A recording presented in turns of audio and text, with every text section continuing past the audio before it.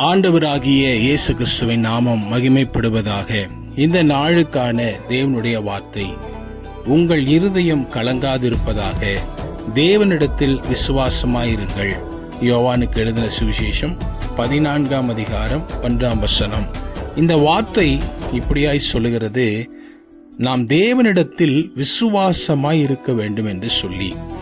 நாம் தேவனிடத்தில் விசுவாசமாய் இருந்தால் நம்முடைய இருதயத்தில் வருகிற கலக்கங்களை ஆண்டவர் மாற்ற வல்லமையுள்ளவராயிருக்கிறார். அநேக நேரம் நம்முடைய இருதயம் அநேக காரியங்களை குறித்து கலங்கிக் கொண்டே இருக்கிறது. உங்களுடைய இருதய கலக்கம் வராமல் இருக்க வேண்டும் என்றால் நீங்கள் விசுவாசம் உள்ளவர்களாய், தேவனிடத்தில் விசுவாசம் உள்ளவர்களாய் இருங்கள் என்று வேதம் நமக்கு கற்றுக் கொடுக்கிறது. இதை கேட்டுக்கொண்டிருக்கிறேன் நீங்கள் யாராயிருந்தாலும் சரி, நீங்கள் இயேசுவினிடத்தில், தேவனிடத்தில் விசுவாசம் உள்ளவர்களாய் இருங்கள். உங்கள் இருதயம் கலங்காதிருப்பதாக. ஆமேன்.